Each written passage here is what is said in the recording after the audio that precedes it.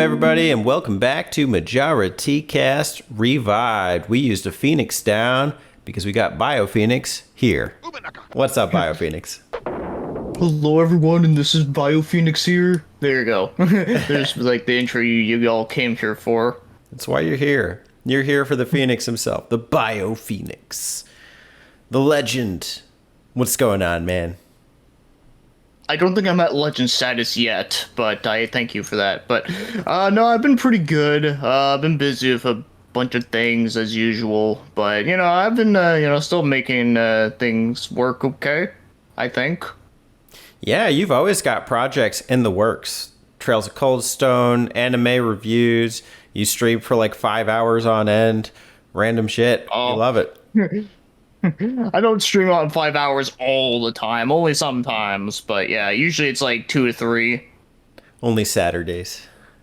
Yeah, usually I stream on the weekends because those are usually the best times for me. So or sometimes I do them on Fridays, but lately it's been kind of a little hectic with that. But that's no big deal. But yeah, no, I work on a ton of different things, which I think is it's good for me. Kind of keeps the brain going, and of course, I just really like just being creative with different things. Like, I got like the game reviews, I got the anime stuff, and yeah, then there's the abridged series that I worked on. Because for anyone that doesn't know, I used to like make like really crappy ones like years ago, and I've always liked them because they always made me laugh, But now that like I got this one, like I think this one I'm really proud of this one because not only has my editing gotten like a lot better, but I also think that like I got like so many people involved, and it's a lot of fun to be a director and and an editor, and and to get like so many different like variety of people involved in a huge project, and yeah, it's fun and funny, and yeah, I really enjoy working on it. Yeah, you should be proud. It's a big community effort, and it's really rewarding. I think it is a good experience. So to all the viewers, check out the Trails of Cold Stone channel as well as BioPhoenix. Links in the description below. Yep. So, let's just talk generally. I don't know, what's on your brain most lately, I guess, like, 'cause you do consume a lot of media. Recently I've enjoyed your pickups videos, and I'm not a pickups guy. I don't even like watching them usually, but I like yours. I like watching, I think you just get to the point with the, start with the games, get into movies, get into books, into music. So what's just been on your mind lately? Lately, like I've been reading a lot more lately, so I've been thinking about a lot of that. In fact, I actually just finished a book recently that I did pick up, but I wasn't. But it's not one I've talked about in a video yet because I literally got it like a couple days ago. Well, not a couple days ago, like a couple weeks ago, and I read it like right away because I was just finishing up a manga series that I just finished up. And for those that are wondering, it's run by Blake Crouch, and I really enjoyed it a lot. It kind of felt like The Running Man, but I think it was a lot better. Like, it had a lot more. Well, I mean, they both have a lot of crazy shit going on, but without going too much into detail about it, basically about like this guy and his family basically have to run away from like a bunch of people that are trying to kill them essentially, and then there's this whole like survival element to it, and I thought it was really good. I thought it was great. Nice. Cool. It sounds exhilarating. Yeah. Yeah, I've been getting into books lately too. I think it is good for the mind, and it's good to balance everything out. I love my games, but I think it's good to just sit down with a book, even if it's manga. I'm reading the Astro Boy omnibus right now, and oh, nice. It's been pretty It's good. a good one. Yeah. Cool. Yeah, well, it's a classic series. Oh, I love Astro Boy, and that's one of the pioneers, really, as far as like the whole manga style goes. Yeah, it pretty much was that. And then there was also another one that's pretty early too called Tetsujin 28. It's pretty much considered like the first like mecha series kinda. Do you know what the year is? I think it was like the 50s. Yeah, that's for Astro like, Boy too. Yeah, it was either the 50s or it was like early 60s. I forget exactly the date, but I know it came out around the same time as Astro Boy, and I thought that was kind of neat. If there was a boy in Astro Boy, would he be a mech? I mean, I don't know. I mean, you don't really like ride on him. You don't really... I mean, he could. He's a little small though. He's like a third grader, so Yeah. maybe not. That's all right. Astro Boy's good for what he's good for. Well, we on the Majora T Cast Revived like to bring some substance to you. We like to spill the tea. It's tea time, and BioPhoenix and I have both prepared segments each that we are prepared to bring to you, the viewer. BioPhoenix, you want to hit him with the first T Cast Tea Time exclusive? All right. So the one thing I wanted to bring up was the just about good pixel art styles that we really like.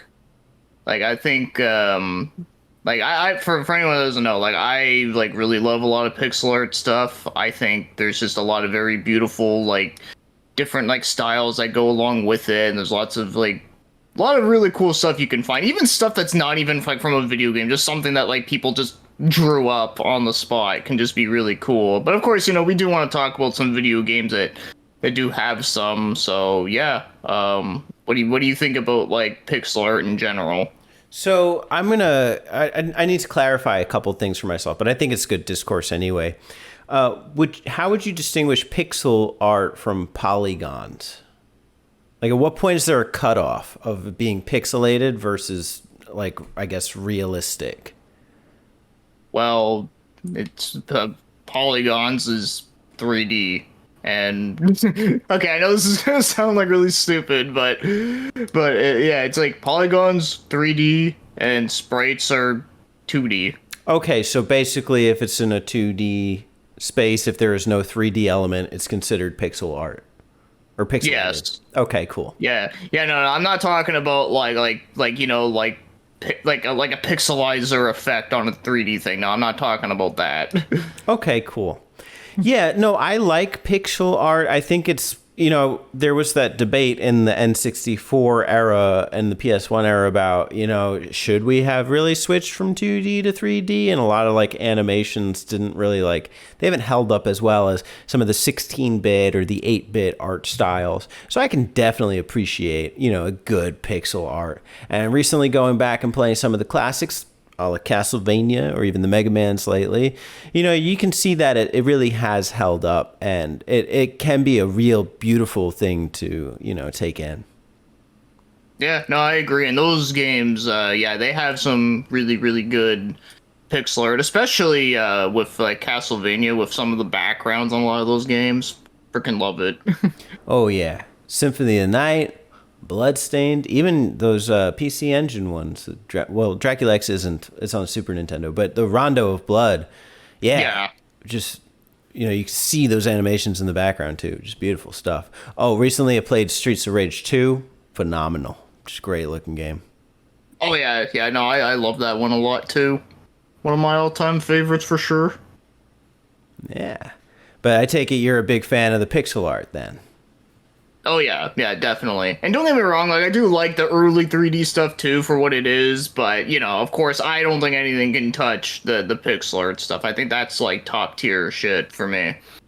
And yeah, like what are some old like retro games? Like when I mean retro, I mean like, you know, stuff like before like PS2 and all that.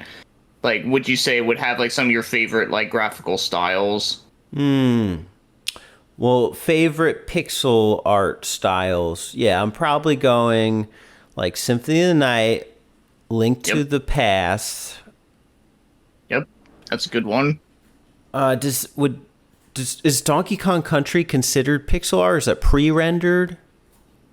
That's yeah, that one's kind of tricky. It's like it has a mixture of like the two, where like it is pre-rendered, but it also like is done like I mean that one also has like 3D too, but it's pre-rendered to look pixelized, and then the backgrounds in it are like yeah, I guess the backgrounds in Donkey Kong Country are pixelized. Yeah, would be pixel art. If you think about it, like I know like one of my favorite backgrounds in a Donkey Kong Country game is the Bramble Blast, from Donkey Kong Country 2. And yeah, the background in that one, like, because, I look at it all the time. Yeah, like, you can tell, like, it is pixel art style. But of course, it's, like, heavily detailed, but yeah. Right. Yeah, and then of the Mega Mans recently, I mean, like Mega Man 3 and Mega Man 5 and 6 look really good. And, also Shinobi 3 is like a really great looking game. I'm thinking of like when they really advanced they peaked at the 16-bit stuff. I'm not talking, because like if you look at Revenge of Shinobi or even like the original Shinobi, the backgrounds look a little dull. But once you start to see like those visual effects and like see what they're able to accomplish with like the waves and everything, it's unforgettable. Really timeless stuff. Yeah, no, Shinobi 3 is another really great example, yeah. How about you? All right, how about me? So, just to name off like some more like well-known stuff, because I'm gonna have a mixture of two. So when it comes to the more like well-known games, yeah, I would say like some of the ones you mentioned, I would definitely put up there as well. But as for something different, I would say on Sega CD, there's Lunar. Like I think that like looks great. Like I think like that one's really good. Hell, even like the PS1 version looks really good too. But I know in the original Sega CD versions, like all like the animated cutscenes are all done in pixel art style. Where in the PS1 they actually like fully animated them, which also looks really good, mind you. But but there's a certain charm about that original version that does look really cool, and I do really like. And it's very nicely animated. Okay. So is it, I haven't played Lunar, so in the game, is it like an overhead thing? Is it like Final Fantasy or like Grandia? Yeah, it's like, it's overhead. Yep. Okay, cool. Yeah, no, that's a really good one. And then, another one that's also very well known is Chrono Trigger. I always think the art style in that one is very good. Lots of really cool details that they put into like the map and like all the different sprite work on the random stuff that you see. Yeah, for sure. I mean, I'm thinking too of even just the Super Nintendo like RPGs. Earthbound is a pretty good looking Super Nintendo game. I think like the crisp style I really like when it's just not too much going on with colors, like, everything's purposeful, but, you understand what, like, you're looking at. I think when we get into the more modern stuff... Earthbound is more... Oh, sorry. I'm done. Go ahead. Okay, I was gonna say, Earthbound is more of a simpler style, but it still looks good for, like, what they're trying to go for. The whole, like, like, the carefree, daily, modern life kind of thing, which makes sense. Although I do like the backgrounds, like, when you're fighting, or it's all, like, trippy and psychedelic. I do kind of like that. Yeah, those are pretty cool. Oh, and I should mention, I'm a big fan of the Pokemons, too, so... I don't know about the Game Boy ones, because I guess Game Boy Advance will be going into PS2 generation, but yeah, those are simpler, I think, in the Game Boy, but like once you hit the Game Boy Advance era is when like with Ruby, Sapphire, Emerald, like when it really starts to look like the creatures actually look like creatures. Yeah. No, I like that. And yeah, you know what? You can mention Game Boy Advance. It's fine. Honestly, I was just thinking more consoles and handhelds, to be honest. But yeah. Pokemon in general. Yeah, I even like the pixel art style in Gen 2, to be honest. Like, even though, like, the little icons of, like, the characters, like, some of them do look the same. But once you actually, like, send out the Pokemon in battle, they do look cool. Mm-hmm. Yeah. Although I always feel like the Pokemon always look cooler when like your opponent puts out a Pokemon, more so than seeing like the back of the head of yours. Oh yeah, agreed. In the first game, yours looks so derpy, and then by comparison, the enemies always have great Pokemon. Yeah, like I remember, I think it was Zapdos. I remember I had a Zapdos in one of them, and I remember like the back of his head, like he just looked like a star. Mm-hmm. Yeah, it was just funny. Looks pretty dumb from behind, like his like eyes popping out, but then when you're fighting the Charizard, it's like, whoa, that thing's cool. I want. Yeah, it's like, damn, like why couldn't they make my sprite look like that? Yeah. It's kind of amusing though, but like for what it is, it's good. Agreed. And then, All you right. know what? Another good one is just throw one more Yeah, retro go one. on. I think monochromatic Link's Awakening on the Game Boy looks really good. It's not that many colors. It's like a few colors because the Game Boy's not producing much. But just like I love how between the environments it'll become like a soft green or a soft blue. It's something that I think that with the 3DS, when they started bringing the retro games out and they made them all black and white for the Game Boy releases, that kind of sucked. I think like you miss out on some of that like life through the color, and people don't really talk about that, but it's part of the Oh, okay. experience. I honestly completely forgot about that because I haven't played that game in long, long time. Well, there was a Game Boy version and a Game Boy Color version. But the thing is, if you play the Game Boy cartridge on a Game Boy Color, it's not outputting in the puke green original, brick Game Boy overlay. And so it actually looks really good. Same with Pokemon. I think Pokemon with like the little shades put on a Game Boy Color is much better. Okay, because I think the actual cartridge of the Link's Awakening that I have is the DX version, which I think is the Game Boy Color one, right? It has more colors. It is the Game Yeah. Boy Color one.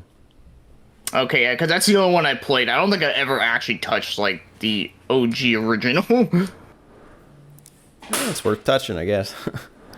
Yeah, I mean it's a good game. I've always liked that one, but it's just not one I go back to a lot, to be honest. Even though I do love the dungeon music in that game. Yeah, for sure. All right. So what are some more like modern games that use pixel art style that you really like? Because there's been a lot of resurgence with that lately. Oh, dude, the whole indie scene is basically that.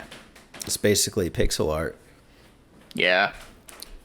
Give me a sec. I have to blot out the camera. No worries. All right, we're good now. Modern games that use pixel art. Obviously the very indie ones like your Shovel Knights, your Golf Story. I think those use it to pretty good extent. Although I don't know if the style is as timeless as it was on the Super Nintendo. It feels a little more like Crayola colored in, but I don't hate it.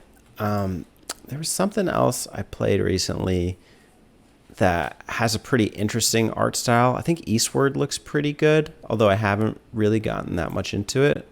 I don't know if you've seen it. It looks more like a cartoon-esque game, but you get the Stardew Valley kind of vibes. Oh, okay. I know what you mean now. Yeah. I do think. Oh, Owl Boy, that was a really good looking one. Yeah, yeah. That's a really good. I actually forgot about that game. That's a good one. Yeah, I sold it unfortunately, but that was a VG mashup recommendation. I ended up enjoying it. But yeah, great looking game. I don't know. What are some of yours? Okay. I have two I can think of off the top of my head. So one of them is a game that really took me by surprise. It was a game called Kaze and the Wild Masks. I don't know if you know that one. The wind or something? Or yeah, I don't know. Yeah, I know what you're talking about. It's like a bunny. Yeah, it's looking like thing. it's like a blue bunny that you Yeah. use, and it's a 2D platformer. And the game basically plays like Donkey Kong Country because it's a lot of like a fast-paced platforming and lots of like sort of like barrel things you gotta jump through. Of course, in this game they're not barrels, but but like has a lot of that type of stuff that you do in DKC, and it's great and it's fun. And yeah, but anyways, yeah, the pixel art style in that game is just really, really good. Like very high res, lots of cool, great animation to like the enemies. Nice. I'll have to check it out. I see it all the time, like for PS4, the physical copy floating around. Yeah, it's a cheap game. Like even like physically, like it's not like that expensive either. Like I was like, wow, that's a steal for that shit. Because I think it's really good. It is a little on the short side. Like I did wish there was a bit more levels, but I still think like the levels are still like really well made, and and it still took me like a little bit to play through. I think my playtime here is like 5 hours. So hey, like That's a quick one. Ooh, you know what else? You saw me streaming it the other day. Blaster Master Zero is a pretty good looking game overall. Yeah, I'd say that one's pretty good. I like that one. What do you think about the whole 2D HD craze right now? 2D HD. Like Octopath Traveler or I Am Setsuna or Live Alive. Okay, yeah, you're talking like the ones where like it looks sort of 3D-ish, Yeah, but it like it's looks. still. Yeah, they look like little cutouts walking down when the sunlight, just perpetually over their heads. Yeah, no, I like it. I think it's cool. I think it's definitely unique and something we haven't really seen much like before then, because there wasn't really a lot of stuff like. In fact, I find that style kind of like reminds me of like a pop-up book, which I think is cool because pop-up books are rad. Yeah. But no, I do think it's pretty cool. The only thing I will say about them, and this isn't like a huge complaint, but sometimes I do feel like that like. Well, I do think it's cool that they do have a lot of like weather effects and the sprites like really shine off of it. I know there are some times where like when I was playing through Octopath and Live Alive remake and that like sometimes like the shine on like the light from like the sun is like super bright. Mm-hmm. It's a little overwhelming, but despite that, though, I do think it's cool looking, and I do think it's very interesting. And yeah, like I said before, like up until now, I've never seen like other games do that. Like even on like PS1 with all the weird shit that I discover on there that are also in 2D. Like I've never seen something like that. Mm-hmm. Yeah, I've never tried any of these games, but I would be interested in trying. And I Am Setsuna seemed like the one I probably want to try a little more. But I would do Octopath Traveler. I know it's pretty hyped, so. Octopath Traveler I liked, but I didn't love it. Like it has like I don't want to go from like full length review on it, but I will just say that like it's a good like combat. Like I like that. I just think the story in it is a little hit and miss for me. Like some character stories are really good, and then there's some that like just didn't care about. Yeah, I could see that. Live Alive, though, that looks, I mean, similar idea, I guess, playing as different characters, but I would be interested to just see how I it plays. personally, I like Live Alive a lot better. For me, because I liked all like the character stories pretty much. I thought they all had something interesting to offer. But I will go out and say that that game does kind of have some like every story kind of has its like weird gimmick, and some of those gimmicks do kind of make it seem not so like RPG like, which is interesting. But that's kind of what I like about it. It's the fact that it's so offbeat. But yeah, like it's one of those because for an example, there's a story of like one character where like there's like no combat in it like at all. Like it's pretty much like a visual novel, but if you're like walking around kind of thing. Okay.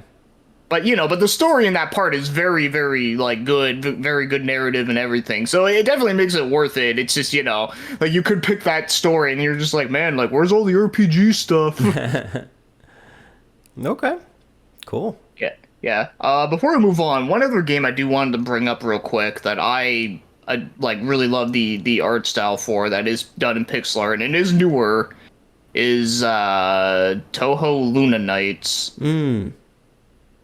This is a Metroidvania game, one of the very few I actually beat, and I can say that not only is the game really good, but also the graphics in this game are just really nice looking. Like I love like the backgrounds, like the animation with everything. It looks very silky smooth. This game almost looks like a PC-98 game if it was on steroids. Okay. Touhou Luna Nights. I know Touhou is a big series, but I really don't know much about it. It's like witches or something?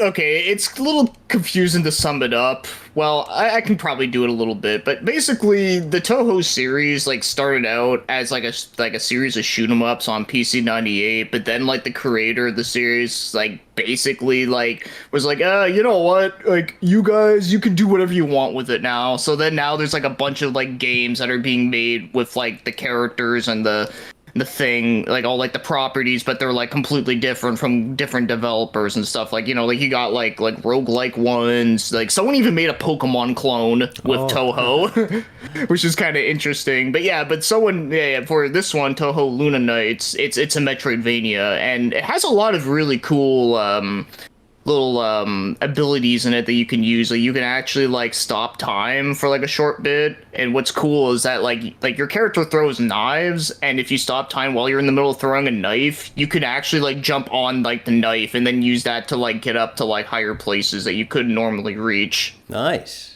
It uses a lot of really cool stuff like that, and I think it was really cool. And the other thing I liked about it too, for me personally, is that even though like it is a Metroidvania, it's not like overwhelming with like the amount of rooms you gotta like clear out. I feel like it's pretty accessible for people like me who like get like mentally lost. Yeah. And the problem with those too is you take a break and then you forget everything that you got and like what's the next step and stuff. So it's Oh good to yeah. have one that's approachable as far as the adventuring goes. Oh yeah, but no, I really adored it a lot. Like I was like, wow, like not only does this game like look really great, but it plays really great, and it was basically made for like people like me who aren't like super like crazy about the explore. Not I shouldn't say it's not super crazy, but just who's not good at the exploration aspect. Yeah. But I will say the boss battles in the game can be pretty tough though. Okay. Cool. Let's look into Yeah. Toho Luna Nights. Yeah, I would recommend it for sure. I think it's very, very fun. Nice. And it probably is like one of the better like Toho like games that I've played, because I played a couple of them, and yeah, there's a couple I played that are kind of crappy, and then there's some that were decent, but that one is definitely like my favorite that I played. It sounds like a good starting off point for that series. Yeah, well, I mean, you don't really have to play them in order. In fact, there's really no order to them because they don't connect at all. Because It would just suck to play a shitty one first.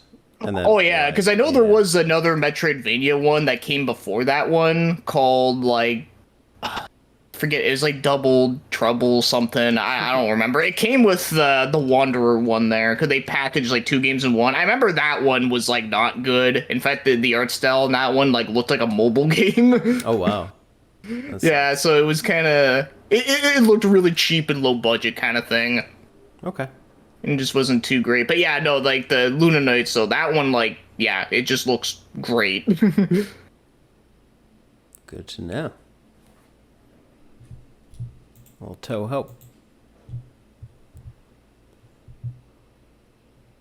Yeah, just like the Godzilla company. Oh, Toho. Yeah. Classic. Well, I think it might be spelled slightly different, but still. Yeah, I think the one you're talking about has U's in it. TOUHOU or something. The game. Yeah. Yeah. All right, want to go to the next Alright. part? The next part is we got two more. They're kind of similar. So this one is what are some of your favorite backgrounds and settings within some of these pixel art games? That's a good question. I mean, I'm seeing the gameplay behind me, and like this treasure level in freaking Super Castlevania 4 was like when you see the ghosts freaking floating up. That was so cool. Yeah. I'm thinking even what was I playing? I was playing Golden Axe 2 earlier, and then like you're in a volcano, and then the like background's like swishing fire behind you. That was super cool. Yeah. I think of like the Sonic game that impresses me the most is Sonic 3. And Oh, I that's think another good one. Hydro City is like really just when you're rushing along those water like it's such a good looking game in general, but that stage, and also when Emerald Island just what is it, Angel Island, just sets a flame in the first zone, and because in the act 2 of it, like that machine just starts spewing fire or something, or when like the Zeppelin's floating over. Oh man, that's a really good segment. Yeah, I love that too. Yeah, that one is very very cool. I also will go and say I also do like the background within the carnival stage. As much as I hate that level, I do think that background is very very cool and kind of ominous too, especially when like the lights go out. Oh, when the lights go out, it's the best part. Yes, it's like Yeah. similar. They really mess with your expectations. Yeah, no, I want to mention that one because I do think that one's pretty cool, even though that area is frustrating. Oh yeah, for sure. And then also Castlevania Bloodlines. There's a couple. So one is with the rising like water segment. Another's with like the Leaning Tower of Pisa, and then the last one is in the final Dracula battle. Yeah, Which is yeah, those incredible. are all very cool. Especially the Leaning Tower of Pisa is very iconic. I feel like that's probably like the most impressive looking part of that game. I think. Yeah, I'd agree that. Yeah. What are All you right. thinking of? As for my backgrounds, well, I don't really have like specific games. Well, I mean, I guess these like could be, but the thing is that like a lot of these like I don't even like remember where the hell they came from because like I've said like before, like I collect like a bunch of like random like screenshots from like random like games that I just like, oh, I love the look of this. I'm gonna keep it. And sometimes I even use some of them for thumbnails, so yeah, so for the editing on this, you might have to like save these pictures and them on the screen for other people to see them. But this is from a PC 98 game, which I'm surprised I haven't really talked too much about that lately. But I guess I must talk about it now. But yeah, look at this picture. Oh wow. Yeah, like look at all like the bright colors, like look all like the different like details and the random stuff they threw into the background. Like it's cool looking, right? It literally looks like it was on the PC too, and then the shadow effects are really good. Yeah, no, like I love like this type of stuff. Like I wish more like indie devs would make games with like this sort of style. I know it's hard. I do understand that, but like if someone like made like was doing that type of stuff, like I'd be all for it. I know there's like a visual novel that came out in recent years that looks similar to this. I just forget the name of it right now, so I know there is someone out there who can do it. It's just, just don't know much else more. But yeah, like I love that like backgrounds like this. In fact, I just love backgrounds where it's just a random like bedroom with like no one in it. It's just random like objects. Like you just kind of just want to look around and see and all this and that. In fact, this one I'll send over too is also very cool looking. Is right here. Hmm. Yeah, like you Wow. got Look some all like the Sailor Moon. yeah, and then the Power Rangers in the window. Yeah, like I just think it's cool. Like, and also another thing I like about like looking at stuff like this is because it's like the cool to see like little references to other things. Yeah, like you said, like the Power Rangers, the Sailor Moon, and there's also other ones I've seen where like you can actually see like a PlayStation or a Super Nintendo like randomly chilling out. Oh yeah, that's a classic when you like start off a Pokemon game and then they have like the modern home console plugged up to the TV. Yes, yes, yeah, it's a lot like that. Yeah, no, I just love like backgrounds like that. Like I just think they're very cool looking. Yeah. So yeah, that's my honorable. Like I said, like I'm like I know I think I don't remember where these screenshots come from. I know they're from PC 98 games. It's just unfortunately I don't have them like marked down on like okay this thing is from this thing. But yeah, it's in generally though I just love like backgrounds that are like I said just like rooms with no people in it. Well, I guess one of them has a cat in it, but fuck it. Yeah, rooms with no people in it, just random like people stuff. Yeah, that's pretty neat. Yeah.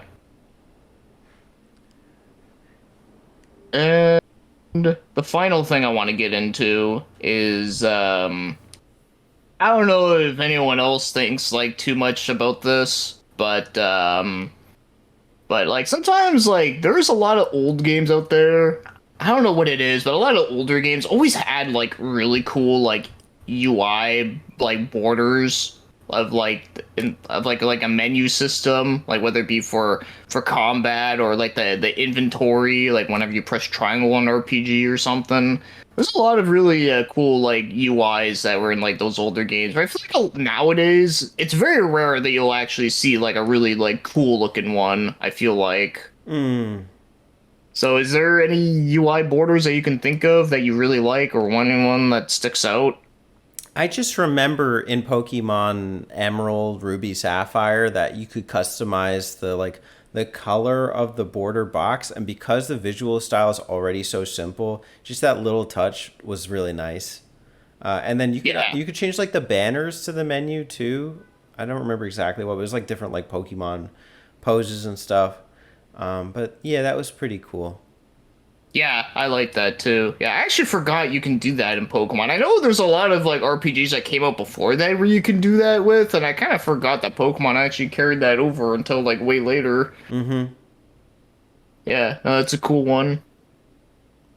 What are you thinking of? One from me that comes to my mind, and I don't think you've said. I think you said that like you haven't played the series yet. Not that I can remember, but it's the East games, and Mm. specifically, I'm talking about East Book One and Two, and Mm. I got this picture pulled up just so you can get like an idea. But Is I that the love DS version? no, this is the Chronicles version, which is Because like the newest one there that you was like can a get. DS remake of Book One and Two. So that's why I was There like, Yeah, yeah, there is, and yeah, this game does look like the actual gameplay graphics look similar to that one, but the thing is, it doesn't have this cool epic border. okay, yeah, that's different. Yeah, for sure. Yeah, no, like I love like the whole look like you look around like the side of the screen here, like you got those little vines which are very detailed, and then around like the health bar you have like the two angels that look like statues. I just think that's just really awesome. So do you ever take these and use these for your videos? Yeah, actually, I do. Yeah, I've actually used a couple of them, like in my top NES games, and I do plan on using it for all the other ones that I do plan on doing. There was that little like vine with like the stone background. Yeah, that's from a PC 98 game. I forget which one right now, but I use that one. Yeah, Oh, neat. That's cool. yeah. I wish I could like make my own like little like fancy borders like this. Like even like if it will never get used for a video game, I just wish I could just make them and just use them for whatever. Right. Yeah, that kind of like visual graphic design would be awesome. Yeah, no, because I think it just looks really dope and awesome. And plus, I'm always a sucker for like I said, like little like carved out statues of something that just has a lot of detail. Mm-hmm. Yeah. Is there any other one that comes to your mind? I mean, I guess like I don't know. Like recently, I haven't seen it as much because I've been playing my modern consoles. But I did see in Symphony of the Night you can like change the window color. Like you can do RGB. Like you can Yep. customize the number and to affect like the color of the menu, and then also Alucard's cape. There's like a specific cape that you get. It's not really the overlay, but I think that's a cool little customization feature that added to the Oh game. yeah, yeah, yeah. You can make his cape lime green. Yep, you can do that to the inside and out, so you can make it whatever contrast you want. Yeah, I think that's cool. Yeah, yeah. I thought that was really cool. Yeah, Otherwise, I I'm guess. gonna have to keep my eyes peeled because now I want to get one for one of my videos. Yeah. Well, here's a very cool looking one. Like, I'll just share one more. This is one from a visual novel on PC 98. This one I actually do have the name of it. It's called Marine Rouge, and it's right here. Hmm. Like, look at that. Like, they have like a whole like flower, like tropical background, and it just has like very nice colors. Yeah, that's pretty neat. And then like at the bottom, like there's actual like symbols for like the options, which I think are kind of cute looking. Yeah, you could easily put like, comment, subscribe, or something in there. Yeah, yeah, you could. Yeah, I actually find the little like yellow dude kind of looks like the AOL thing. Yeah, he does. Yeah. So yeah, no, I just love like just different stuff like that. And of course there's like a bajillion other ones I could share, but you know, we'd be here forever. But yeah, no, I just wanted to talk about saying that I feel like there's a bit of a lost art with like UIs and menu systems. Yeah, for sure. Like these little touches make the experience that much more favorable. But also, like, I mean, how many like modern retro looking games are we playing? Like, I'm playing some, but you know, I guess it would be nice to see more of them. So I can agree with that. Yeah, no, I agree. And also, I mean, like, you know, I've been playing a few. I just think the thing is that most of the ones, like games I've been playing that are like retro inspired, like they just don't really have like menus really, or like they do, but not like really anything. Yeah, for sure. Well, thanks, Chris. Loved me a good tea cast segment, and I think you nailed it. You brought some hot tea. I nailed it. You nailed it. Excellent. All right. Games with good pixel art style. We love to see it. Literally. All right. Well, speaking of seeing, one thing that you may see is text when you play video games.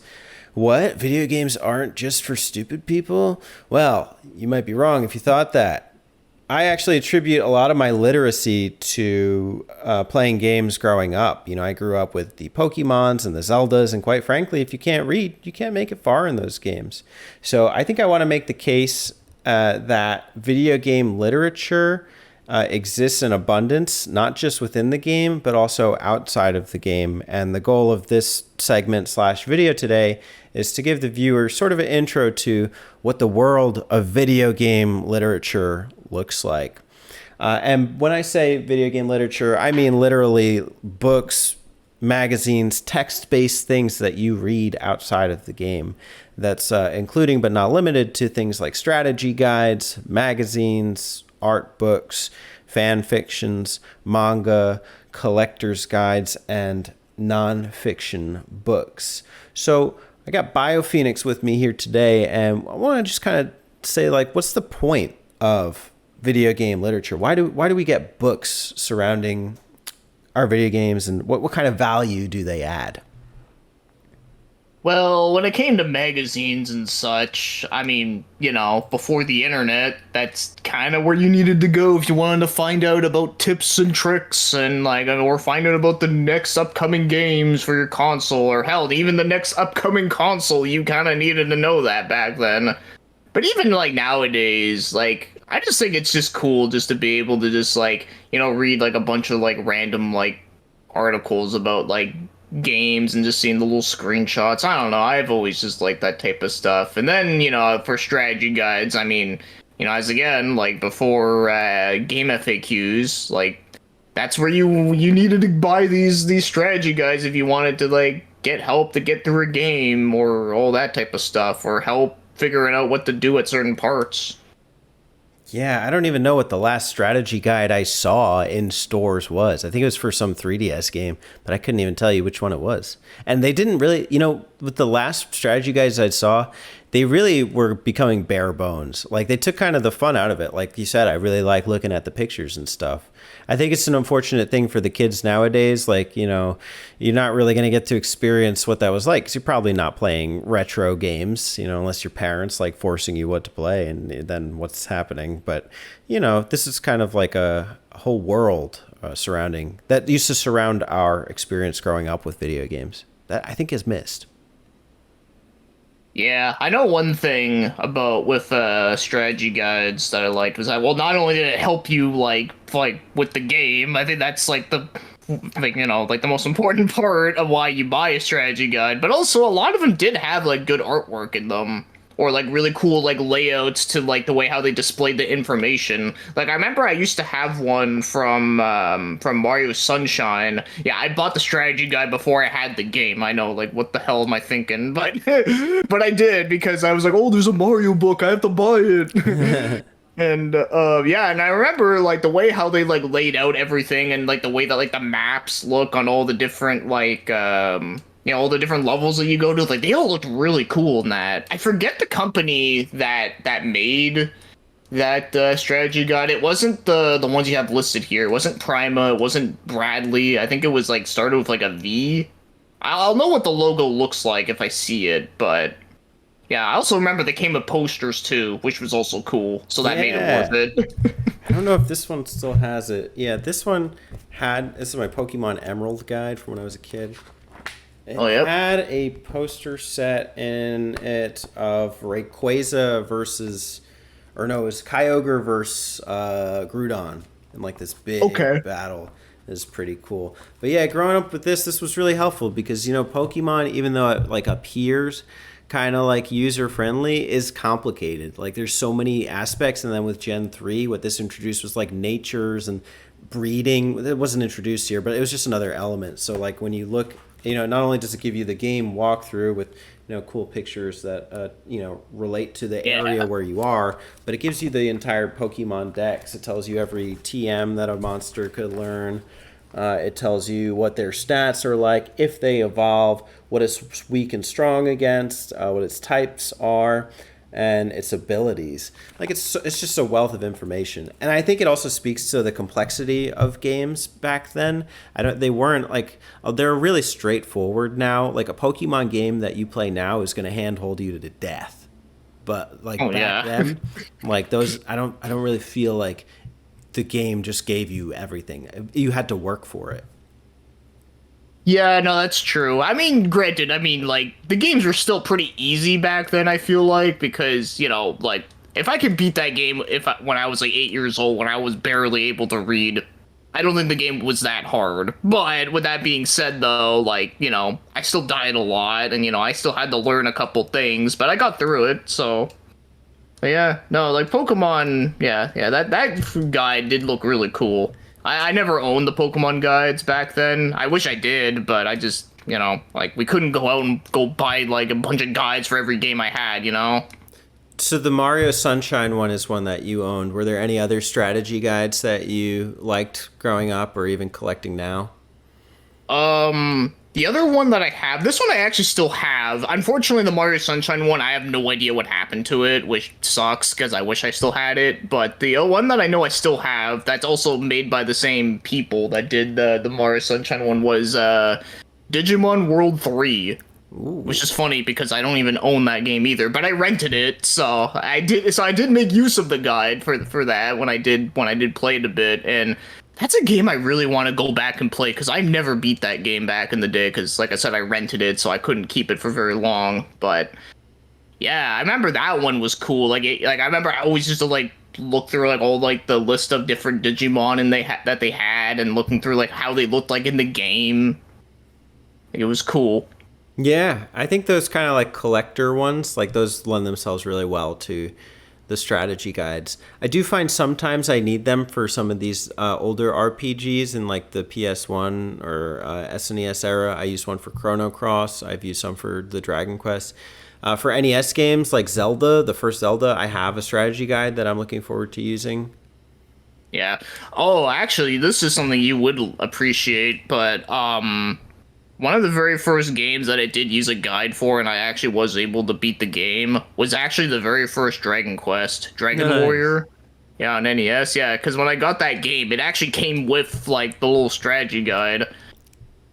And oh no, I don't. I think I packed it already. I thought I still had it in here, but no, it was the like it's in like the same size as a manual, and it has like a picture of just like a helmet and a sword on Yeah, like a edge of a cliff. Yeah, and yeah, I used that guide to help me beat that game back then, so it's kind of cool. sweet deal. Dragon Quest down.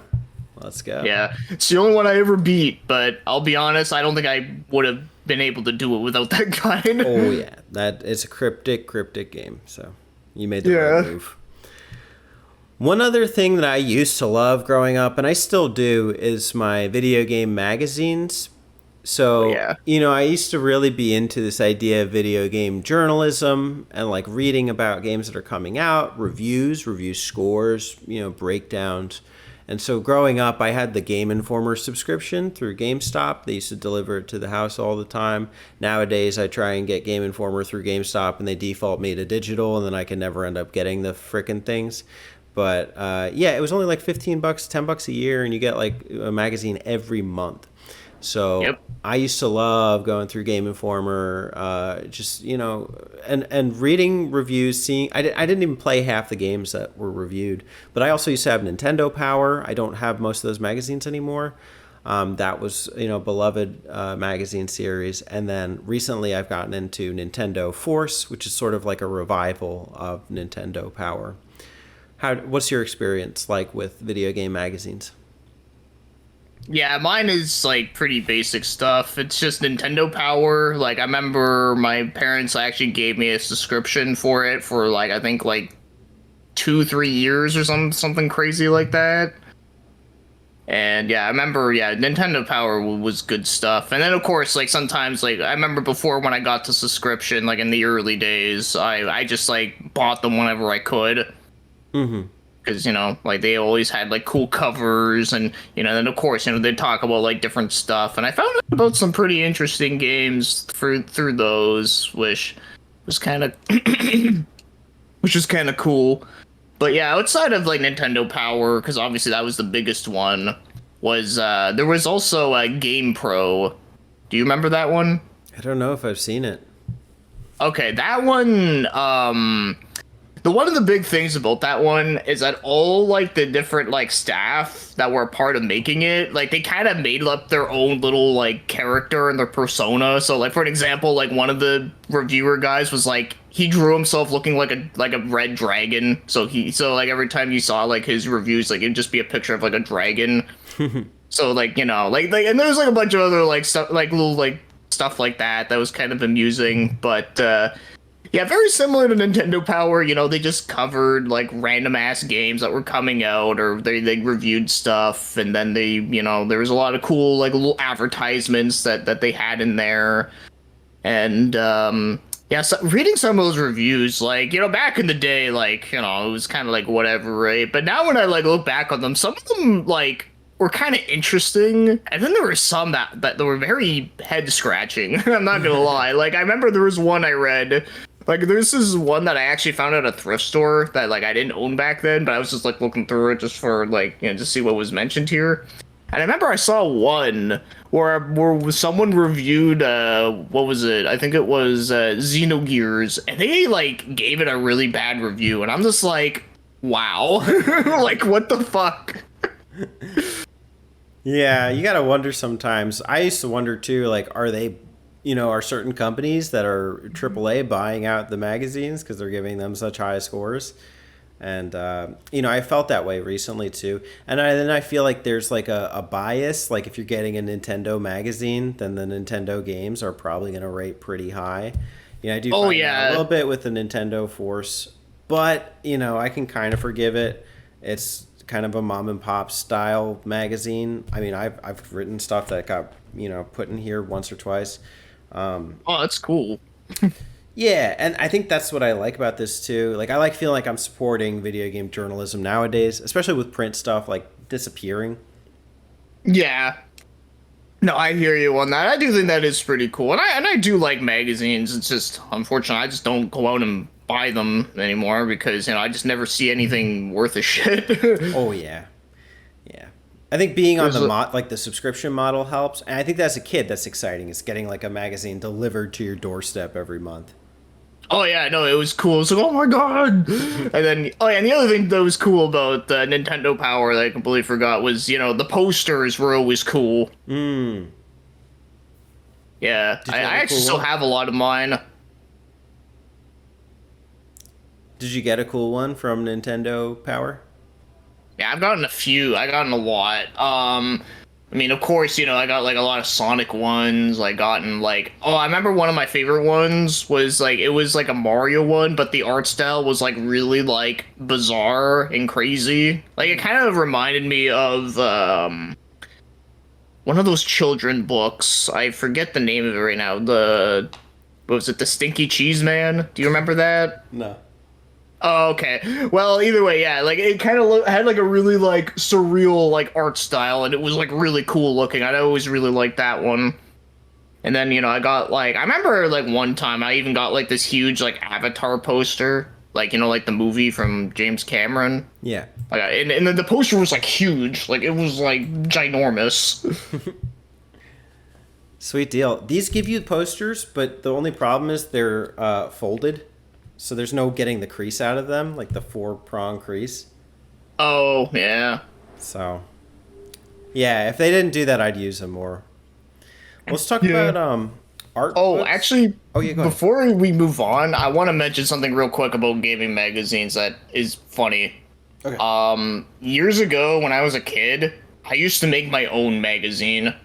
Like I actually like drew out like everything on a piece of paper. I actually have a video of it on my channel. It was called like childhood stuff I made or something, and I made like my own gaming magazine, and it was called X Gamer or something. And yeah, it was like really dumb, and Oh, that sounds everything was fun. like poorly drawn, but it was hilarious to look back on. Like I was like, it's like, oh my god, like James Bond versus Dumbo the video game. Fuck yeah. Dude, people would pay to read that.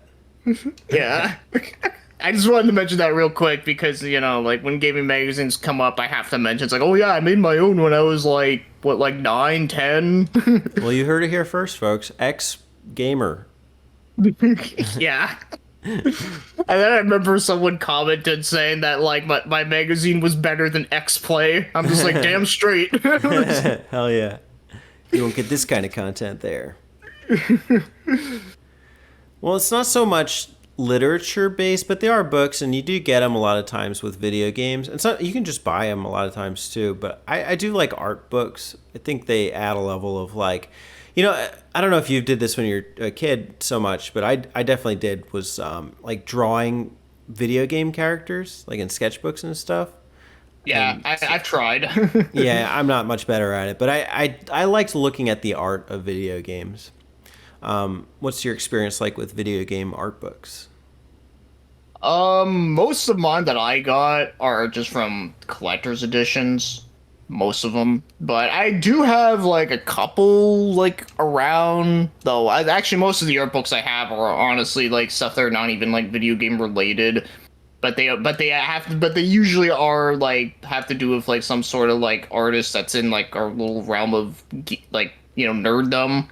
Like for an example, like I have an art book of like the Yu-Gi-Oh, where it's all like the bunch of like art of the cards. That's literally what it's called. Instead of heart of the cards, it's art Art of the cards. cards. Yeah, I know how creative. But yeah, like I have that, and then I have like oh, actually, I do have a Growlancer art book. I do remember that now. Yeah, I do have one of that. That's video game related, of course, because that's Satoshi Yorishihara, one of my all-time favorite artists in the Japanese side of things. And yeah, like I said, most of the other ones I have, it was just because they came with the collector's edition. I was like, oh, cool, and I always thought they were cool. But I would like to get more of them. It's just, like some of the stuff that like I would love to get an art book for. It's either like really expensive or like the shit just doesn't exist. Right. That makes sense. Because I mean, like I would like there's no like Shadow Hearts or Deception art book, but if there was, I'd buy it. That'd be cool. A Deception art book. Oh my goodness. That'd be gruesome. Yeah, but it'd be amazing. Make it happen. Who's that? Tecmo? Yeah. Okay, my big one is the Dragon Quest illustrations. I've had it for a long time, but it covers like the entire chronology up to Dragon Quest 11. So yeah, celebrating 25 years of Dragon Quest. I want to say at that point. I think it's 30 now. 86. I don't know. It's getting there, but Yep. yeah. So I mean, I don't have much to say about art books. Like I have mine that come with the games, and I usually just leave them in the boxes. But they still stand out. I usually look at them once or twice. Oh yeah, no, I just like looking through them. Yeah, because it's just nice just to be able to just open up a book and just look at artwork. Yeah, agreed. I don't know. It's like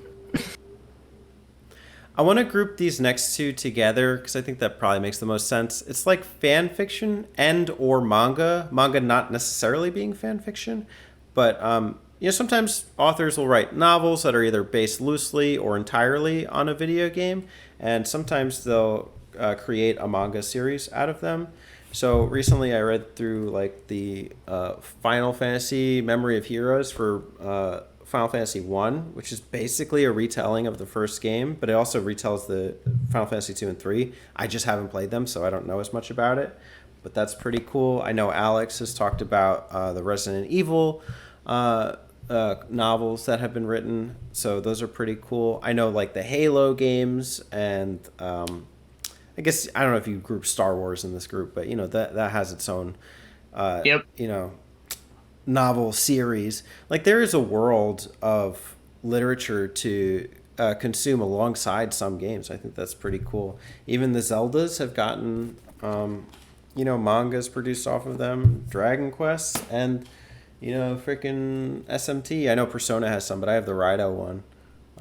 So I do like All right. reading, some literature, whether it's fiction or manga, based on the text. Yeah, actually, I do remember two things I can mention. Is that well, first, one of the things I do remember is that I actually had a Zelda and a Mario comic from back in the day. And the Mario comic, I actually still have it, although the condition is not the best. But is of this one right here. Oh wow, it's classic. Yeah, yeah, I actually have that still, and yeah, it's funny because it's like a Mario like beach episode, which is hilarious. But Oh, yeah, that's no, so I funny. actually remember reading this now, and yeah, it was kind of funny and like goofy and stuff. And also, I remember at the end of it, it had a little short about Metroid, which was interesting. Okay. Yeah, and then I remember there was the Zelda one I had too. Maybe I should try to look for that one real quick because that one was kind of cool looking. Okay, not trying to find that. Oh, yeah, this is the one I had for Zelda. Okay, it was pretty easy to find. It was this one. Oh wow, that's fancy. Yeah, the artwork in it was actually really cool too. Like I actually think I mean the artwork of the Mario one is like pretty good. You know, it looks exactly how it should. But I find this one oh man, like I remember I like as a kid like after reading that and like I had like a dream where they made like a whole fledged like anime series that looked like this, and it would have been awesome. Yeah, that looks cool, man. Yeah, those are ones I do remember reading, and then the app like they're just comics, you know. But I'm trying to. Oh, I know I did read the Ocarina of Time manga online like ages ago. I remember that was kind of decent. Yeah, it's pretty decent. It's mostly just kind of like a abridged version of the game. That's how I feel. Yeah, Like a lot of pretty these much. are, but still, that's cool to absorb it in a different medium. Yeah, no, it's kind of interesting. And then, yeah, I know I told you like a bit earlier there, but but there is like a Mario novel that I remember I got from a Scholastic book order from school. I wish I could find it on here, but I haven't yet. But yeah, I remember that was kind of funny. Gotta open up that Scholastic account again. Yeah, I remember Scholastic book orders from school. That was the shit. They even like had video games too. Yeah, my school didn't really push it. I know Oh they wow, had it, really? but I don't really. Yeah, I don't remember getting books from Scholastic, but I remember it existing. Oh, okay, because I was gonna say like, wow, like man, like, they robbed your childhood, man. A little bit. Yeah. Maybe I robbed my own child. I don't know. No, it's all good. But I mean, hey, like you know, back in school when you had the book fair and like the Scholastic like order sheet would come in and you'd like beg your parents to like, oh, get me this thing, and yeah, it was a good time. Sweet. I'm going to group these last two together. I think that there's also a decent, and this is not really as much for children, I don't think. I think for like adults, this is more useful. But I mean, like, if you like, one thing I find as an adult is like, if I'm not reading something I'm enjoying, I'm not reading. I'm not reading a book. So one thing that usually helps get me back into the zone for reading is reading about something that I like. which is video games. I really like video games. So, I've read a couple books that are nonfiction books or like how-to books that I think are pretty helpful.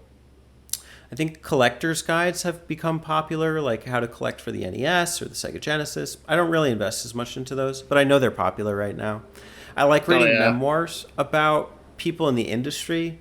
So one of them was called like Power Up, about this video game journalist in like Japan or something. That was pretty neat. And then I read the Reggie memoir. I wasn't a fan, but I read it. Yeah. And then I'm almost done with it, so a review will come up soon. But I'm reading through Pikachu's Global Adventure: The Rise and Fall of Pokemon. So, which is a bunch of nonfiction essays about like different aspects of Pokemon. So, I mean, you Okay. do have to kind of like hunt for some of this stuff, but I do see literature around video games and about its impact that is pretty interesting. What kind of nonfiction have you seen around video games? Um. Shit. There is one that. Well, okay. Actually, I think this is like sort of fiction, but not really. But there's a book I remember I was interested in reading called J-Pod. It was by Douglas Copeland. He's a Canadian author. And I remember like back in the day, I remember I used to see that cover art with like the Lego people on it, and I was like, "Oh my God, Legos!" But anyway, so what the book is about is that it's about like people that work at like a small gaming company, and apparently it's very like satirical about it too. Like it kind of talks about like the whole like the ups and downs about it and all that kind of stuff. But it, like I said, it is fictional, but it does like it does feel like it could have been like real though, from what I've heard. But like I said, but it's made to be more like funnier. And I've always wanted to read it, like, ever since I got into reading it, but just, I just haven't found a decent copy of it lately. But, it's one that does kind of come to my mind that's kind of interesting. And the other thing, too, is that this book, I think, was written, like, 2005. So this is, like, talking about, like, when indie gaming was, like, literally, like, very, very, very, very small. So it'd be kind of interesting to kind of go back and read that and see like, oh wow, like this is what making a video game was like back in like those times. Yeah, Yeah. that'd be cool. That's one thing I think I'm struggling with is like with the Power Up or with this Pikachu's Global Adventure. Like this is early 2000s. Like I feel like there are more up to date things I could be reading about video games, and like this one feels a bit dated, which save the analysis or whatever.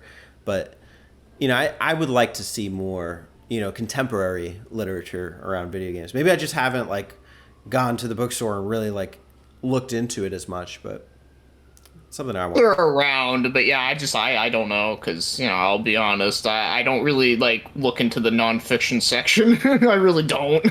Yeah, I get it. Well, that's it for the types of video game literature. What does it make you think? Like, what value does video game literature have to you or in general? Well, I think it's cool. I mean, it definitely has like fallen out of like my main site, I guess, because like I was saying earlier, like I don't really go out and buy magazines anymore because I never see them around, and like with gaming guides, like as again, that's kind of fallen off now, and then with all that. But despite that, though, like of course I still appreciate them, and I don't mind going back and just like looking through them for nostalgia's sake. It's like looking through those old wish books. Like it's just fun just to see like the type of shit that's like, oh, I could have gotten this thing for like $50 back then. Well, now that shit's worth like 200. Yeah, that's interesting. I didn't really think of it from a nostalgia perspective. Like, am I doing this to be nostalgic? Maybe somewhat. I think too, like there is a utility in the lack of distraction while reading it for me, which is why I wouldn't attribute it personally for me to only nostalgia. Because when I'm on a browser, I can easily get distracted from reading a guide to a video game. and I lose my place. So like I'm playing the game one day and then I'll put it down for a bit and then I have to remember to Control F and look for like this part of the guide or like and I find that's not the most seamless way for me to play like an RPG. So for me, it's more of like with the guide thing, it's more of a utility thing. For the nonfiction stuff and for the manga, it's just for fun. I don't think I was ever really that into manga, but I do think it like adds a layer of immersion into the world and like maybe a different perspective on characters that I hadn't previously considered. And I think it's just kind of like a nice bonus thing. Like maybe it is somewhat nostalgia for the game, and the world and wanting to get more out of it. So I could see that. No, yeah. And I do. Another thing I wanted to mention real quick about the manga stuff, but I've heard that apparently the Twilight Princess manga is like super good though. Really? The one that's like from the same? Because I read Oracle of Seasons Ages. I read the Majora's Mask Link to the Past one. I read the Ocarina of Time. I thought they were good, but like I felt like they were really abbreviated. But you saying it's good? Well, from what I've heard. Now, I haven't read it myself yet. I do want to read them because, like that is like one of my favorite 3D Zelda games. Sure. But yeah, I have heard from a lot of people that like apparently like the Twilight Princess manga like actually like really expands upon like almost like just as much as like the game itself. Wow. And like and there's a lot of like character development and Link actually has a lot of like dialogue in it. So that for that alone, I'm just like, wow, that kind of makes me like want to check it out because that actually sounds like it would be dope. But yeah. Wow. Okay. Good to know. I've never finished Twilight Princess, so it would be a bit in the spoiler territory for me. But it is one that I think I'd like to get the full set for the Akira Himikawa text. So I'll keep that on the radar. Yeah, no, it's been on my radar too. I just haven't really got an opportunity to just pick it up and get them. But yeah, I definitely do want to for sure. Because like I said, not only it's one of my favorite Zelda games, but just the fact that I've heard a lot of people say it's like one of the best, like one of the best like Zelda mangas you can get. I'm just like, wow, like for real? Yeah, really. Well, it makes sense to me because the only reason it would make sense is if they take that darker, more adult theme with Link. I feel like they still make him very bubbly in the other ones, which I don't know if that fits. It does fit the tone, like the more charming tone of like Link's Awakening or like Oracle of Ages, but it would not fit Twilight Princess. So that would be my concern, is that they apply that bubbly like character to him in that one. But if they have like an edgy Link, that would be cool. Yeah, no, like I said, I heard that they added like a lot of like cool stuff to it, and yeah, it would be great. But yeah, of course, in your case, I would recommend just playing through the game first because I think it's great. But I have to put on my Wii U again, Jesus. Oh, right. Well, I don't know. Maybe I know that GameCube one's like over $100 now, so. But. Yeah, the joy. As for me, I do have a couple books on my radar. I want to read the Satoru Iwata interviews. That'd be kind of interesting. They made a book that like compiles all of the interviews, but after coming off the Reggie one where he's basically slamming Iwata like subtly, like not really saying it, but it really feels like underhanded. I'm going in on Reggie right now, okay? Go for it. I approve. Okay. Yeah, it feels like he's saying like he only focuses on his moments of like where he convinced Iwata not to do something or do something differently, and then it ended up succeeding. So it doesn't really like make Iwata shine in the best light. Although I know Iwata has accomplished a lot at Nintendo, so I'd be interested to see the other side of the coin, I guess.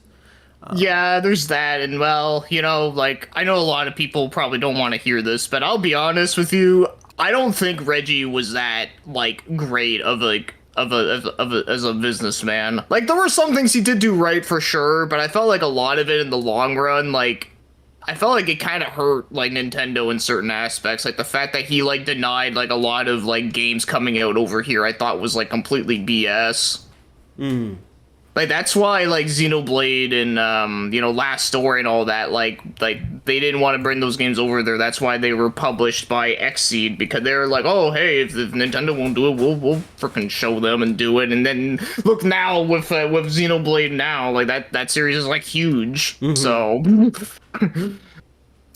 Yeah, well, he did Nintendo a number, but Nintendo will always be fine, so that's the thing. oh yeah, of course. Like I mean, they have to like really fuck up like bad, but like a multiple times over and over to get like really low. But what I'm saying there is that I do think that like Reggie, like I think a lot of people overrate him because of the memes of the My Body's yeah. Ready. Like I think a lot that's like kind of like it's like okay, like we get it, he's funny, but outside of that, like he's The not impact, like the yeah. be all. Well, that's the other thing No. too about the Reggie thing is like I feel like a lot of people don't really know him outside of that, so that's why it was like interesting to read the book. Yeah, yeah. Anyways, the Reggie memoir is a different story. The guide is only in Japanese, but I would like the Dragon Quest VII guide. I don't know, just for collecting's sake. I think that would be cool. I do want the Akira Himikawa manga set. I'd be interested in that. And I don't know. I was getting into Astro Boy recently. I know it's not like from a video game. It's from Well, I mean, it inspired a video game, close enough. Yeah. Actually, there is a really good Astro Boy video game on the Game Boy Advance that's really good. Omega Factor. Yeah. Yeah. That was pretty solid. I might want to get the NES guidebook for Castlevania 2. Oh. So I think that could be interesting. And wasn't there a book on console wars? There's probably a few. Actually, I remember a few weeks ago at my thrift store, I did see, like, a copy of a book there called The Console Wars. But I don't know if it's the one you're thinking of or it's like some other random bullshit, but yeah, I remember, like, I was looking through and I'm like, oh, that's interesting to see that here. Yeah, so those are just a few books that I'm interested in reading. All right, that's cool. Yeah. Okay. As for me, I mean, a lot of the books I'm wanting to read are basically like, stuff I know you wouldn't be into. Try me. Well, like, for example, like, I want to read my next Michael Crichton book at some point. I don't know which one I want to read, but there's one I'm thinking of. There's a couple I've been thinking about. Like, there's Congo, there's Eaters of the Dead, and then there's also Pirate's Latitude, which was the last book that he... Video game literature, right? It's just books? Yeah, just books, yeah. Oh, okay. Well, Yeah. I do want to close the segment, and we could still talk about that, on just video game books. Okay, sorry about that. I thought you meant books in general. Okay, well, but those are just some examples of just random shit. But yeah, when it comes to video game books, I mean, the only other, like I was saying earlier, like I do want to check out the Twilight Princess mangas, and I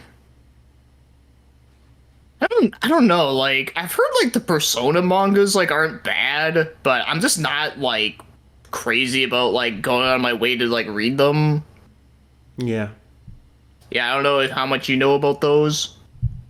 I don't know. I didn't even watch the anime.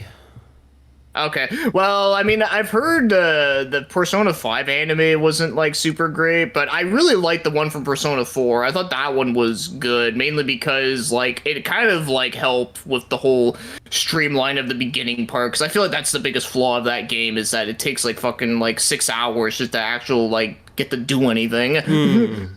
Where in the anime, it's like 2 episodes. And it's like, all right, there you go. Like, I played both 4 and 5, so if I was trying to relive them, like, that might be either one might be a decent way, like the manga or the anime. Yeah. If you don't have 100 I would hours say the to Persona... kill. Yeah, I would say the Persona 4 anime was actually good. Like, I would even recommend that to people who haven't even played the game and don't have, like, the time to play it, because, like I said, like, I think it does, like, do a good job of what they had to work with. Nice.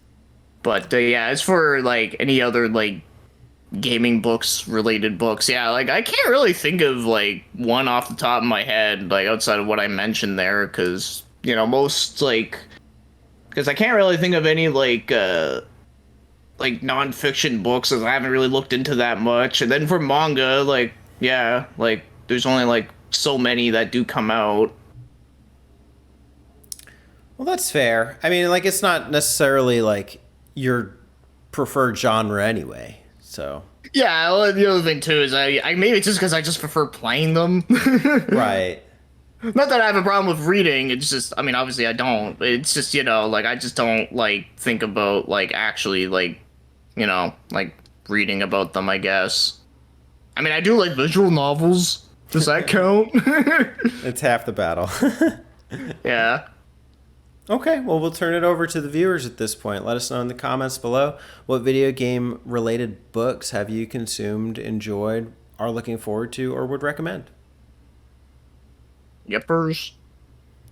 And now we can turn it over to general discourse. What were you saying, Michael Crichton? What's his book? Michael Crichton. Yeah, like it's a C-R-I and then C-H, but you don't pronounce it like Crichton. Yeah. Yeah, no, he's the guy that wrote Jurassic Park, which is Okay. obviously his most well-known one. But I've read 2 of his books so far, and I loved like both of them. Like I thought they were both like just awesome. They were Sphere and Timeline, and yeah, I thought they were both really great. So I do want to read another one of his books at some point, because I've been slowly going through his catalog of stuff. I mean, of course, I'm not going to read everything he's put out, but there's a short list of stuff that interests me that I wanted to read about. What were Sphere and Timeline about? Sphere is about it's about like this guy he takes on like an expedition where they go underwater, and I mean like deep down underwater to like it's like pitch black, and there's a mysterious like sphere like deep down in the ocean, and then they have to stay in this like little like facility underwater, and things basically go wrong.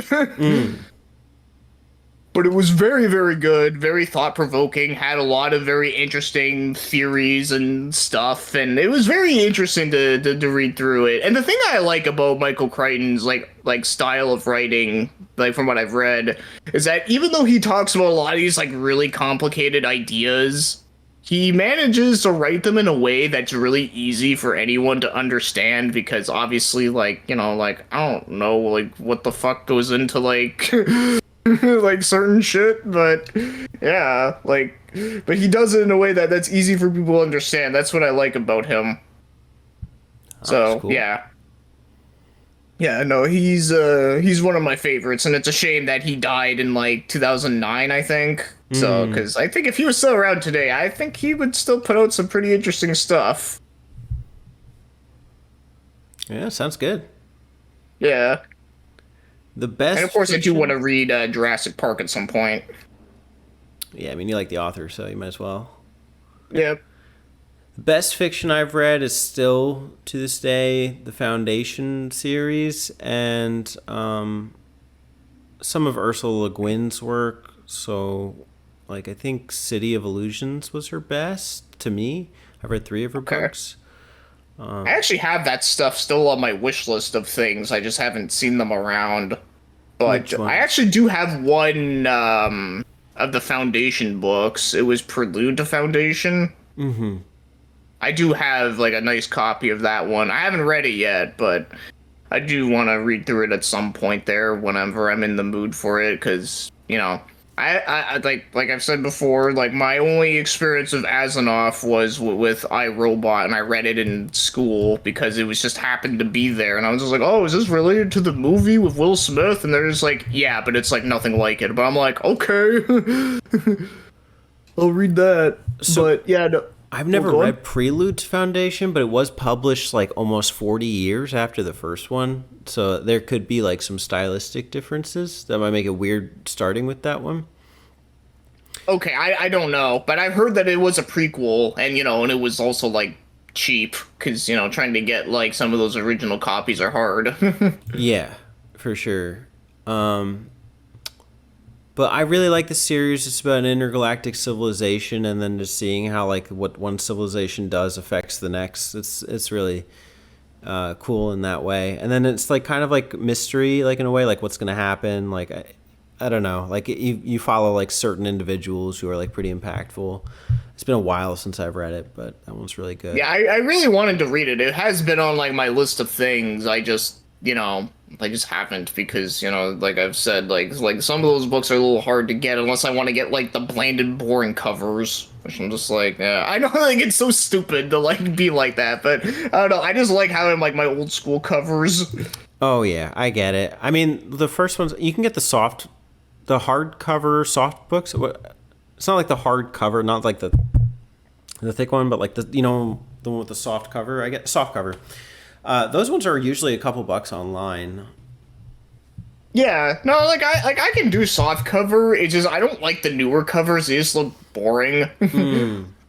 Yeah, that's the thing. I don't mind doing like paperback if it has like a cool cover art on it because I know my copy of I, Robot like is like that. Like it's an old paperback that's definitely like a little bit beat to hell, but still like readable. And yeah, and it just has like a cool like cover of like a little like robot guy. And I Yeah, I think don't the know. robot one was like it does feel a little rooted in the science. I think, but it's still got a good narrative. But like a girl and her robot, and like the different like can robots be human? Like can they have human elements? Can they have feelings? Like I think there are interesting Yeah, I questions think it's an raised. interesting subject. Yeah. The City of Illusions. I don't remember the full synopsis for it, but gosh, it was another mind bender. Like I just really like when there's that plot twist somewhere in the book. Yeah, I remember you talked about Ursula Le Guin before, and yeah, some of it does sound interesting. Yeah, I'd like to read that too. Yeah. But yeah, other than that, just staying busy consuming all this content, all this media. Oh, yeah. Yep. Yep. Yep. Yeah, I've just been like just watching like other people's like stuff that they upload, and then of course like when I'm bored I'll just look up just like the stupid like AI videos that people make because they're just so dumb. Yeah, those are fun. Yeah. Oh, and I guess another thing I could talk about real quick too is that I've also been watching the this I know like you probably won't have a whole lot of interest in this, but it's called Dark Side of the Ring. Okay. It's a documentary series that talks about like wrestling, but it talks about like all like the dark stuff that's happened like within like the wrestling business. Okay. Like I feel like the thing I like about it is that even if like you're not like a huge like crazy watcher of wrestling, if you just know like the bare basics of it, I still feel like you could get like something interesting out of it because of the way how they like go about it. Like for example, like I'm sure you've heard, maybe you might have heard about this, but there was Owen Hart, like when he got into that accident in the ring and he died.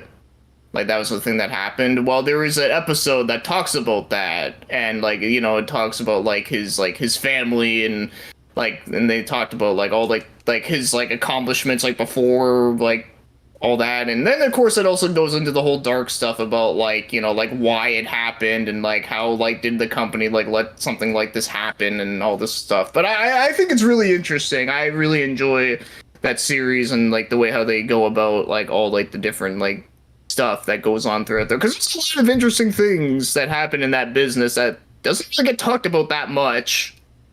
Yeah, it sounds interesting. I will watch it. There's something I watched recently on YouTube. I couldn't get the documentary. I had to pay for it, so didn't want to do that. But it's called like the Mavinach Project or something about this like dad in the like 80s who like or earlier who tried to train his son to be the ultimate like quarterback like from birth and like applied like Russian science that was not being applied in the Americas at the time to like optimize his strength, like his flexibility, so he could build the muscles. And he was like an all-star quarterback by freshman year of high school, like, and that's in California where it was already like a big thing Oh, to be a football player. But then the kid ended up like resorting to drugs because like he just hated his life. His feel like his dad just plotted it all out for him. They called him oh Robo yeah, I can see QB, that. like a robot quarterback. And so, but Wow. eventually he like kind of got his life together. So it was interesting to hear about that. That is quite interesting, yeah. But also kind of sad too. Yeah.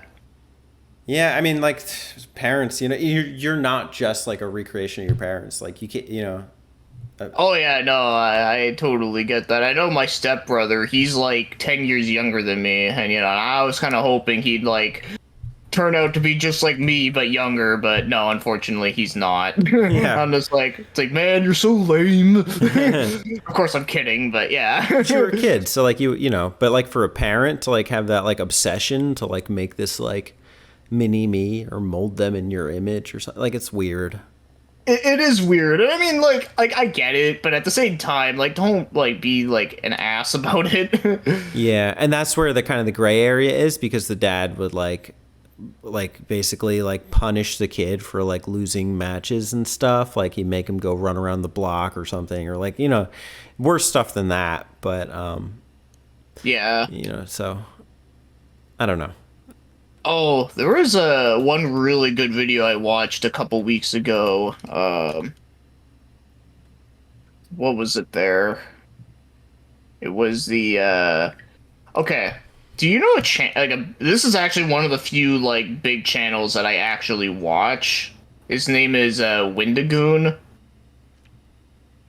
I've never heard of him. Okay, that's understandable, yeah. Well, he does like a lot of like videos talking about like a lot of like mysterious things, but he also has done a lot of like iceberg content, that's how I like found out about him. Well, there was one video he did like 2 weeks ago. I just like pulled it up here. It was talking about like a really interesting disappearance that happened. It was called the Yuba Country Five. The Yuba Country Five, where basically what happened was that like this happened in like I think like the late 70s, where a group of five like young men, like in like their like early 20s to late 20s, they went out onto like a little like sort of like an adventure, I guess. Like they went driving around like all the different places, and they just like mysteriously like disappeared, kind of thing. But the thing that makes it like even more like kind of crazier is the fact that all of these five guys, like they all had like some sort of like mental like disability. So because of this, unfortunately, back in like that time, a lot of the like doctors and stuff, like when they treated like someone who had like mental health issue, or not mental health issues, but like I said, mental disabilities, they were like, oh yeah, this kid, he's like the R word. I don't know if you're like Strickler for me saying it, but like they're like basically the same thing as like someone having Down syndrome, basically, which is not true at all. Right. So anyways, so yeah, like all these like for a long time, like a lot of people just said, oh, they're just a bunch of like dumb kids, like on the dumb things, whatever, right? But until like years like later, that was kind of when people started to take it more seriously. And then like there's a lot of very like interesting things that they found out about like what could have happened, like how they like disappeared and how like it all happened. And I just thought it was a very interesting story, and it kind of inspired me to be like, like that would make for a very good like plot for like a movie or a book about like a bunch of like characters that, like I said, like they're not perfect by any means, like they do have like some sort of like disability, and then they get lost somewhere. But of course, I would hope like that they would actually make it out of it. Yeah, the thing that you'd have to be tricky about is that it's done tastefully, like and not like Yeah. an attacky way. I see authors sometimes just like put identities in just to like score brownie points. It's so obvious, and like mental health is like a big thing right now. But I do think there would be a lot of value in understanding that perspective of like, life. What is life like for somebody who's whose mental health isn't great and who's constantly labeled and stereotyped by society. So I would be interested in something along those lines. Yeah, like I said, like I think it was like when I was watching the video, I was like, wow, this is a very interesting story, and it sucks that like something like this happened in real life. But I was Yeah. also thinking like, man, like that could make for a good good movie if there was a good like turn of events of everything, and and of course if all the characters were like or the people were like actual like well written and like you said like done tastefully and not like Yeah. Good point. Unfortunately, I do guys start wrapping up here, but this was an excellent episode, and BioPhoenix will be back. Oh yes. Yeah, no, it was fun. It's always a good time. Agreed. To the viewers at home, you know where to find them. Check them out, BioPhoenix and Trails of Cold Stone. Yep. All right, you want the final word?